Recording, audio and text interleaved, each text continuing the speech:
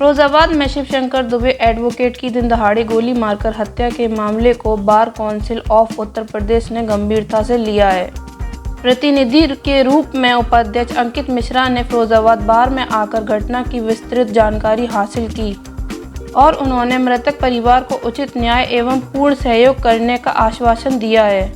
इस अवसर पर भाजपा सदर विधायक मनीष असीजा ने अपने और सरकार द्वारा मृतक आश्रित को दी गई सुविधाओं की जानकारी दी और कहा कि भविष्य में भी अन्य सुविधाएं उपलब्ध कराए जाने के भरपूर प्रयास किए जाएंगे। विधायक ने अपनी ओर से भी 50,000 रुपये की आर्थिक सहायता अध्यक्ष नाहर सिंह यादव को सुपुर्द की और बार काउंसिल उपाध्यक्ष अंकित मिश्रा ने 21,000 रुपये व्यक्तिगत रूप से दिए जाने का आश्वासन दिया है। Bar council of Uttar Pradesh उपाध्यक्ष अंकित मिश्रा ने एडवोकेट वेलफेयर कमेटी बनाए जाने का सुझाव देते हुए कहा कि इससे अधिवक्ताओं की आसानी से आर्थिक सहायता की जा सकती है। उन्होंने कहा है कि सरकार पर पूरी तरह से आश्रित न रहकर अधिवक्ताओं को स्वयं मजबूत बनाने की ज़रूरत है। श्री मिश्रा ने कहा कि अधिवक्ता अपनी एक दिन की आमदनी मृतक आश्रित को देकर सहयोग कर सकते हैं और वे स्वयं इस कार्य के लिए पहले से ही तैयार हैं।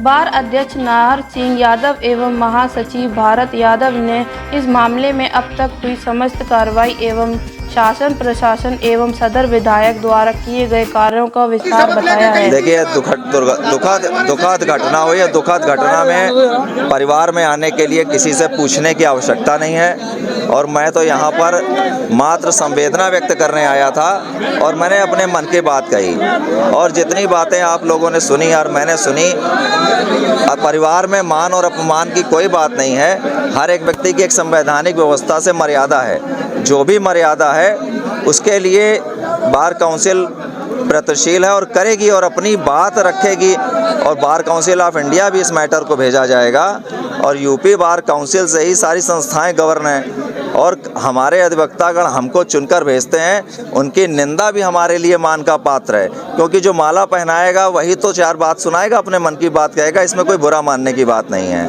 और किसी दुख की घड़ी में दिन सोमवार हो या मंगलवार हो, ये व्यवस्था का दिन नहीं है और ये दुख का विषय है। और चूंकि बगल में विधायक जी भी बैठे हुए हैं, इन्होंने भी कुछ बातें बताई हैं। उन सभी बातों को सामूहिक रूप से रोष की व्यवस्था को देखते हुए हम लोग एक अच्छा काम करने का प्रयास करेंगे और आगे इस तरीके की पुनरावृत्ति ना हो, इसके लिए एक संवैधानिक व्यवस्था के तहत कार्य किया जाएगा।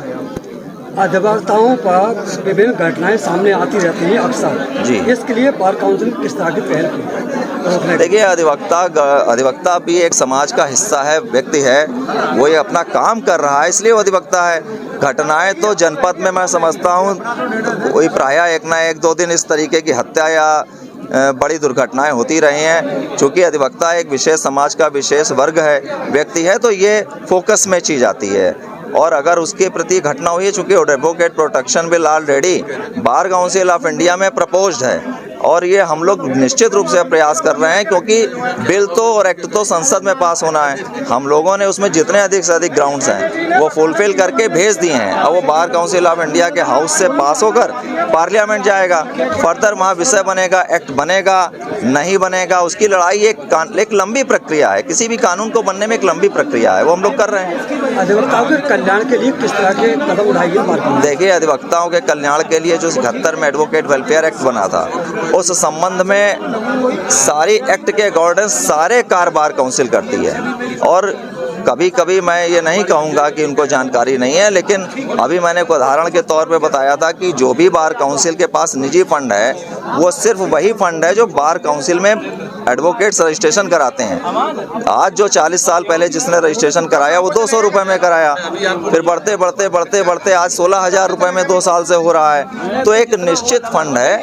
उसी फंड से एडवोकेट वेलफेयर एक्ट में मेडिक्लेम का 25,000 रुपये दिया जाता है, डेथ में 5 लाख रुपये दिया जाता है, 70 साल के ऊपर 2 लाख रुपये दिया जाता है, आदि तमाम खर्चे हैं। वो हर अधिवक्ता को राइट है कि वो जाके वहाँ पे ऑडिट बिल ले ले, इसमें कोई बुरा मानने की बात नहीं। हमारा धर्म है, लेकिन परिणाम नहीं आएगा तो हमारी पहल का कोई मतलब नहीं है। पॉइंटेड 3 बातें हैं। परिवार का साथ देते रहेंगे तन मन धन से, केवल बातों से काम नहीं चलने वाला।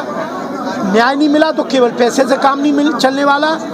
और न्याय भी मिला, पैसा भी मिला, लेकिन परिवार के लिए एक हम लोग खड़े नहीं हैं तो भी काम नहीं चलने वाला। हर तरह से लगे रहेंगे, जो परिणाम आएगा वो सामने आएगा।